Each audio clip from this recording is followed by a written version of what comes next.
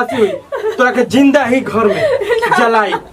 भले हमार कुछ हुए तोरा के माफ ना तोरा के हम साफ कर चल का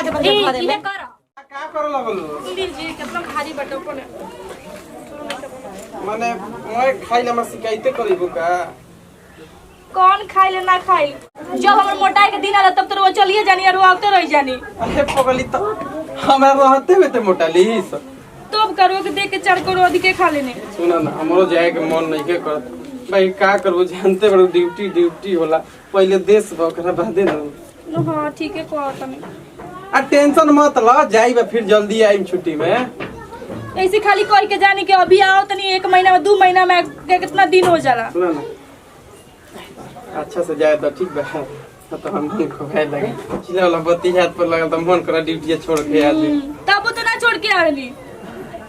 जाई हमरा बुझाला कि कैसन भाग लिखवा के ओने सैनी की ऐसन के पाले पड़नी मैं शौक हमारे इथी हो गइल सब। अरे जाए द फिर आवत रह कहबू तो जाई में ना कहबू तो नहीं जाई अब यात्रा पर निकल गइल त का वापस जाम वैसे ही बुलावा आइए गइल बा वो ज्यादा जरूरी बन गइल। ठीक बा अपने मन ख्याल रखिए जोरे नती तो हम तो चाहते रहते चल जो जो ना मरियो जो अइबो मत करियो वापसी हमरा लभर नहीं खे तोरा से बढ़िया बा केहू तरह गोल चल दिन बतिया लेबे तनी ढेर दिन हो गइल बतिया इतना दिन से का बैठल रहल हम तो झूठा के ऊपर के मने कहत नहीं कि रुक जा हम तो चाहत नहीं को भाग जाते ऐसे मली मत जाओ फोन करें उनका के कहा हमारा हेलो हाँ हेलो बुझाला ना कुछ के फोनो करेला कि नहीं यादो ना करला हमके अरे तो नाव ले तो नहीं करे जा सही के आ सुनो ना बोलो हमर मर्दा गइल हो गोइल अरे बौका गोइल हो बौका से तारा का मतलब है कितना चिहाता ना लड्डू बटोई बका माने चल गए तो मैं खेत हमनिए के बटुए अपन झाड़ा का बोल जे काटा जाई हां हो जात ना रोलो इतना का करी सुनो ना मिले खातिर बड़ा मन करत तो तारा के देखे खातिर आ जी का अच्छा मत कह देता नहीं अभी बारिश हमरे घर में दुगो एगो डाइनिया के चुरई लिया अरे हनी के गुदली मार के बैठल बैसा हमरा करे जा तो हनी के मन करत तो सुनो ना बुकल का पाउडर लेके मरचा आ फूक दखिए पर दोनों बचिया सरो लगे ना हो दादा तब तो मर्दा हमरा के मुआ दिनु कोई हमरे जाते जाते कैसे कुल हो गइल तो तोहरो है हाल बना पुतो मीठ भतरो मीठ क्रिया के कर खाई चुप रहा ना हो अभी अभी फोन चुपचाप से फोनवा से बतिया ठीक बनो अभी रख देख बुझा तक भैया हे जा बटू भैया कहां बड़न हो भौजी यार भैया चल गए नहीं है बुच्ची हमको छोड़ के आई भैया हमनी से भेंटो ना कइले चल गेल वो हमरा के ठीक से देखबो ना कइनी तो चल गई नहीं है तो अब रुआ के तू काहे रो चुप रह मत रो हम कैसे रहबे बुच्ची हुआ बिना ओहो मत रो भौजी मत रो। अच्छा भैया गइल बड़न तो ढेर दिन थोड़ी ना रहियन बॉर्डर पर लड़ाई चलबे करला जानते बड़ू अब भैया तो ड्यूटी हमेशा लगा रहेला आवे ला 1 महीना बाद फिर चल जाइना। मम्मी जी कहां बानी माई ओने भी जाते नहीं हम माई भेरी ठीक बा ई पिला उठवा जब न तब हमर पीछा ही पड़ा रहले जब न तब केनो से भौजी भौजी कहले रहे कितना निमन बतिया होत रहनी कटे के अब फोन ना करम काहे के करे लगे मोबाइल ओकर बा ओकर भौजियो उठावे ले फोन अभी ना करम चल के तनी खाना वाला बना के ऐसे करा है खिया के उनका पलटा दो तनी ओकरा बाद से बतिया अभी ना आ चल बे सस से करा खियाइए देलो चल होने सुतल अरे सुते चले के आ बाए बे से करा हे बड़ा लिया खाए के हां आ बड़ा बढ़िया एकरा खानो खानो बना लेबिए चटक मटक और दिन ना बनाई जात ना खा लेला के बाद आलसी मन हो जाला नींद लागत चल जा सुतल जा हां चल जाई दादा होती तन बतियाई बाप रे बाप आई बुढ़िया खा के 1 घंटा ल गोड़ दबोलस या तेल लगावा एगो बेटा परेशान कइले बा ए नहीं बुढ़िया नंदी दोनों परेशान कइले बा सब तनी चली कर से बतियाई कहीं कहां बड़ा तनी भेंट करी। हेलो कहां बड़ा हो तारा घरवा उताइल बने इतना बेचैन होला इतना दिन से आज केहू ने सब कोई खाऊ के सुत गेल तारा बेचैनी नहीं खाओ अरे पागल तो दुआरिए पता हिल बने मंटो सवा के हैं तोरिया तो हां आज का नतिया के बेटा एमे अइबे त लोग देखना ली पिछुआ पहना आइते पीछे से फान क्या जी का पलोनिया टूटल बा पिछवा के अगर तूर दहले तो बिहार तारे के अच्छा से कटवा देबो देखो ऐसे मत कर हमारा वजन जानते न कितना 100 11 हम ओसे तो बेसी बिलाहरी के वजन रहेला हां जानते बानी ओ में फेचकुल फेंक दबो कोनो मार दियो से तो का करिया जी का जल्दी आओ तो जल्दी आओ आ नहीं खे आओ के तो अभी रख। फोन रखो 1 मिनट में आवत नहीं हम देखो 1 मिनट से अधिक रुकम ना हो। अरे पगली वायरस नहीं घुस जाइब हम तोरा जरी देखो तो रहना अच्छा खाली ठीक बा जल्दी आओ। ठीक बा कब आवत इधर चोर हका रे।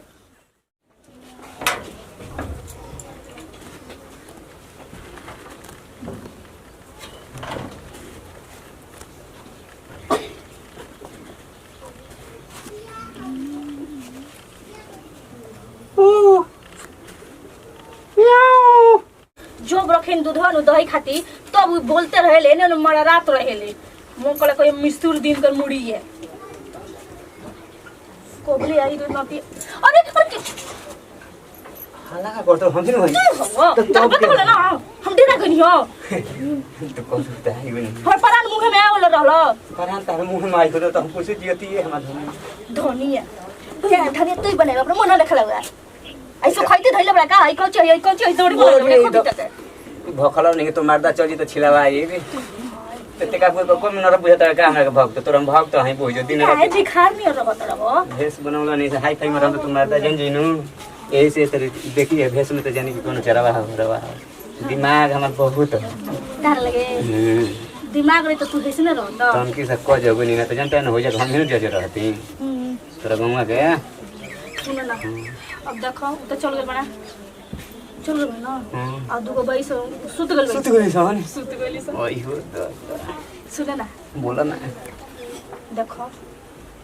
देखो ले नहीं खनु आओ तुम्हें कोनो यार ना दोस्त रे से की हो कि कुछ नहीं की बताओले यारो दोस्त से नहीं खनु बताओ से देख तोर कसम हमर कसम मत खाइयो तू झूठ कसम खाला मर जा तो हमारे को बटुए रम चलिया ओकर कसम कितना दुबरा गइल बड़ा हो तू तारा याद हमारे खाल पियल मदम सुखा गुल बटुए लेकिन खोनी नहीं खनु छोड़त दांत करिया लौकता खनी छोड़ दे आज नु 2.5 घंटा हो गन खोला नहीं थी सही में तो खुशी के बात बा आओ छोड़ दे और ही बताओ ना क्या करिए तारा हम जियो ना आटा जिए बना ओसे इतना दिन से मोबाइल स्विच ऑफ करके बैठा तो रहला साण हम भतार बरे ओकर से डर लागत रहा हमारा तो काहे के बिहार करलो तब डर लागत रहला त देख प्यार के अगर ईर्खा देबे न तो तोरा भतार के कहला तोरा भगवान संग लड़ी जाइब हम हमरा भगवान हां पहले भतारे से लड़ के देख लियो पहले अरे डर लगल कोई कहला मई एक बंद ना हां ये भगवान ये तुम जात रहे ड्यूटी पे कहां से आ गइल कहां लुकाई तो कहां लुकाई कहां बस रे अरे गाड़ी छूट गइल रे हमार चुप पहले भाई सवा ये भाभी ये बजे बोले कितना करे भगवान का करी भगवान कौन बहाना अरे हे जा बाड़ू हां जी हम यही जबानी उम्मीद लागे गाड़ी छूट गइल रो कैसे चली आनी हो रो इथे रहलन आज के अब तो गाड़ी छूट गइल बड़ा थाक गइल बनी हो तो एनिया कहां जे थक गइल तो चली रूम में चली ला इधर मेरे का कोई के जब और पैसा तो थाके दो अरे सुनिए ना खाना लिया भूख लगला पहले खाना लिया तो चली ना हो जा खा ले हम ना ये खा अरे चली ना कुर्सी पे खा ले मेज पर अरे गर्मी होता जी चली पंखा चलता हो जा खा ले हम अरे सरा मोली रे केने आवाज होता हो काजी ना जी ओने बगल वाला लोग बोलत लो छपा के मुंह हम कहे दिन के जा लिया ये खा दे जा लिया चली ना बतिया सुनी ना देखिए अरे साला ये कौन है रे के कौन है रे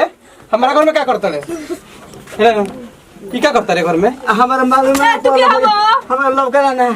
हमें ही तो चले के घर में घुसी बे बोल ये भगवान तू ही रुको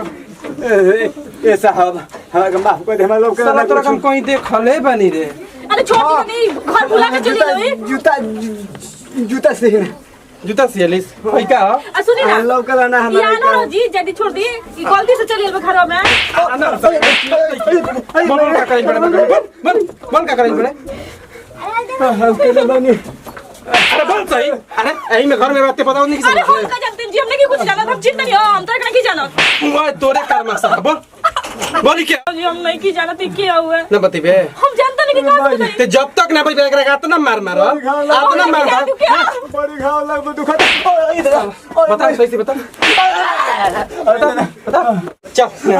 है ना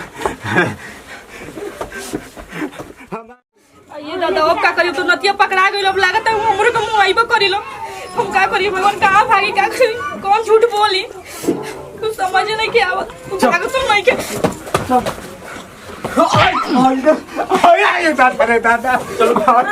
भैया आई तो आई चोर घुसल बा घर में तके पता नहीं भाई का कौन हटे बहुत मरवा उठाए बहुत कहेगा तेज बड़े बोल बोल जल्दी बताए तो छोड़ दे मेरे के हां छोड़ दे बोल हमारे के ये फोन करके बोलाओले कहते कि हम मार तो चल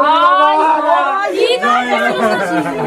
अरे ये कुछ काम के घर में रह के दादा हम लड़का के जाते जाते जब हमारे ये तरह से काम खोटा बात हम का कही आज के बाद नजर मत आइए कबो ना तो सारे काट के फेंक दे सुना भैया